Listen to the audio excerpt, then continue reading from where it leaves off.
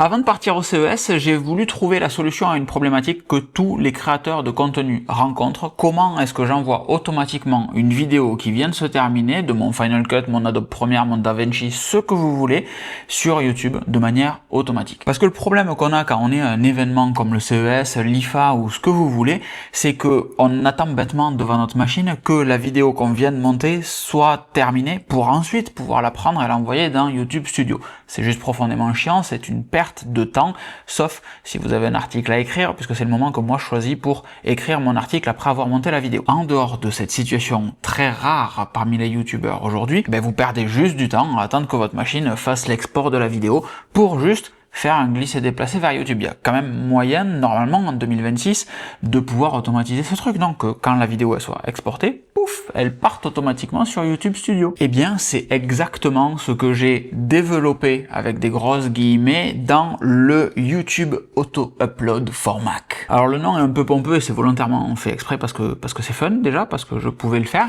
j'avais le droit. Le YouTube Auto Upload sur Mac, c'est un outil, un petit script qui va s'exécuter sur votre machine et qui va surveiller un dossier. Quand ce dossier, il y a une vidéo à l'intérieur, pouf, la vidéo, elle est envoyée sur YouTube Studio. Et donc, c'est prodigieusement simple à exploiter parce qu'il suffit de dire à Final Cut, dans mon cas, tu exportes la vidéo que je viens de faire dans ce dossier-là et le script surveille ce petit dossier-là et quand la vidéo est terminée, il l'envoie sur YouTube Studio. Donc une fois que vous avez cliqué sur export, vous pouvez sortir pour aller manger et quand vous revenez de votre restaurant, la vidéo est déjà en train d'être envoyée sur YouTube, peut-être même déjà envoyée sur YouTube si vous avez un bon réseau Wi-Fi dans votre hôtel et vous avez juste à modifier d'autres petits trucs, cliquer sur publier ou alors attendre qu'elle soit convertie par YouTube. Vous avez compris l'idée, si vous êtes potentiellement client de cette solution, bon, vous savez parfaitement comment ça marche. Donc ça sert pas à grand chose d'y passer plus de temps. Alors comment qu'on fait? Il y a plusieurs trucs, plusieurs scripts à lancer, plusieurs commandes à lancer plutôt dans votre terminal sur Mac. Tout ça, c'est dans un GitHub. Je vous mets le lien sous cette vidéo. Vous avez comme d'habitude en dessous de chaque vidéo le lien vers l'article si vous voulez aller voir la version écrite de ce que je dis là, qui est souvent un petit peu différente. Parce que là, en fait, je lis absolument pas ce que j'ai pourtant écrit que je devais vous lire. La première des choses, c'est un script qui va créer l'arborescence des dossiers qu'on veut. On veut 5 dossiers. On veut un dossier admin qui va contenir le script qui a pour rôle d'envoyer vers YouTube et la clé de chiffrement, la clé secrète plutôt, vers YouTube, donc d'authentification. On veut un dossier inbox dans lequel on va venir tout simplement envoyer notre vidéo. On veut un dossier done, quand ça s'est bien passé, ça part de inbox à done. On veut un dossier failed, quand ça s'est pas bien passé, ça passe de inbox à failed, et on veut savoir pourquoi, donc on a un dossier log qui lui va enregistrer tout ce qu'il se passe. De cette manière, quand vous avez un problème parce qu'une vidéo s'est pas transférée, vous pouvez aller voir le fichier log, le pousser à ChatGPT, Claude ou ce que vous voulez pour avoir une interprétation de ce qui vient de se passer, et pouvoir reprendre le fichier qui est dans failed et le remettre dans inbox pour tenter ta chance à nouveau. Encore une fois, relativement simple. Pour pouvoir avoir le secret qu'il y a dans le dossier admin, qui va donc servir à faire l'authentification avec YouTube, il va falloir aller sur Google Cloud Console. Ça, c'est écrit encore une fois dans le README qu'il y a sur le GitHub. L'idée ici, c'est pas de vous montrer comment on fait tout, c'est de vous dire que la solution existe. Dans Google Cloud Console, vous allez créer un nouveau projet. Dans ce projet, vous allez autoriser la YouTube API V3 et vous allez créer une clé tout simplement qui va vous permettre d'envoyer des vidéos grâce à cette clé. Là, il y a ce petit moment un petit peu fun parce que comme quand vous autorisez un outil d'analyse de quoi que ce soit à se connecter à votre compte Google, eh bien vous allez avoir le même pop-up avec le nom YouTube Upload, avec le nom que vous avez choisi pour votre projet dans la Google Cloud Console,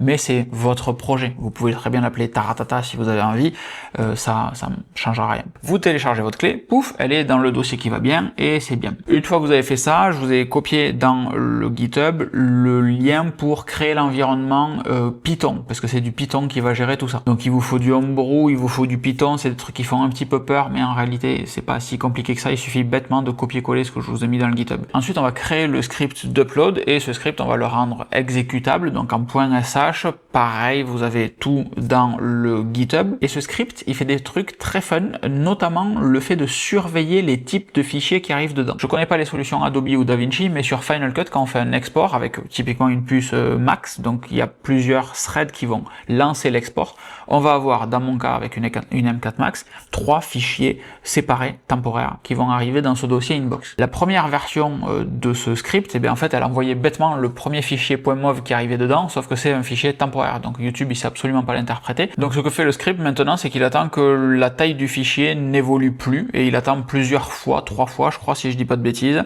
Et quand la taille est stable pendant 3 tests, eh bien, c'est que l'encodage est terminé, tout simplement. Donc il va, pouf, envoyer le fichier qu'il reste. Et ça, c'est totalement silencieux. Vous ne le voyez pas partir, il n'y a pas une notification qui vous dit « Hey, j'envoie ton fichier, ça va prendre à peu près tant de temps, voici la vitesse. » C'est là que c'est super intéressant d'avoir une appli comme iStat Menu, par exemple, que j'utilise moi, pour avoir en haut dans la barre des menus l'état du trafic Internet. Et donc, si vous surveillez YouTube Studio, si vous surveillez votre dossier, votre trafic, vous savez qu'il se passe un truc. Quand sur YouTube Studio, il y a un fichier qui arrive, qui est en train d'être envoyé, bon, ben, vous savez que le transfert a commencé. Ça, c'est utile les premières fois quand vous voulez comprendre comment ça fonctionne. Ensuite, il suffit de surveiller ça, surveiller le dossier done ou failed, et si tout simplement, ou le dossier inbox, s'il n'y a plus rien dans inbox, c'est qu'il s'est passé un truc. Donc vous pouvez aller dans done ou failed, j'espère que ça sera dans done, et votre fichier est tout simplement envoyé sur YouTube. Pour faire ça, pour déclencher le script, il y a tout simplement dans Automator, qui est l'ancêtre de Shortcut, mais terriblement puissant, on va configurer une action sur ce dossier inbox en disant à Automator, tu surveilles ce dossier tout le temps, et quand tu vois un truc arriver, tu exécutes le script .sh. Et c'est ce script qui va venir ensuite vérifier que la taille du fichier n'évolue pas. Donc Automator et le Finder surveillent tout seul leur petit dossier. Quand il se passe un truc, il dit au script « Hey mec, maintenant c'est à toi de jouer ». Lui, il surveille, il attend que le fichier ne grossisse plus, ne change plus de taille. Et une fois que c'est fini, pouf, il l'envoie sur YouTube. Évidemment, dans votre sens, c'était comme ceci. Et juste, ça marche en fait. La vidéo, elle arrive, moi j'ai configuré dans mon script que la vidéo arrive en privé sur YouTube. Donc vous pouvez faire ce que vous voulez après dessus, elle est même pas en unlisted, elle arrive directement en privé. Toutes mes vidéos arrivent en non listé sur YouTube, sauf celles qui sont envoyées avec ce script, comme ça je sais que celles qui sont en privé, c'est celles qui ont été envoyées avec ça. Et fin, voilà. Aussi simplement que ça marche. Donc à la fin du readme du GitHub, je vous encourage très fortement à tester, donc prenez un fichier MP4, ce que vous voulez, vous le mettez dans le dossier, vous regardez ce qui se passe, est-ce qu'il y a du transfert qui se fait? Oui, non. S'il y a du transfert qui se fait, bon, félicitations. S'il n'y a pas de transfert qui se fait, c'est vraisemblablement que soit Automator n'est pas configuré, soit le script a pas encore déclenché, ça part pas de suite puisque le script attend que le fichier ne grossisse plus du tout. Donc même si vous glissez un truc, le script il attend quand même son petit délai là, presque 1 minute, et au bout d'1 minute, pouf, il envoie. C'est un truc qui va me faire gagner des heures. Typiquement, si j'étais au CES cette semaine, ça m'aurait fait gagner facilement 30, 40, peut-être 1 heure, 30, 40 minutes, peut-être 1 heure tous les jours à attendre bêtement devant mon ordinateur que le fichier s'envoie.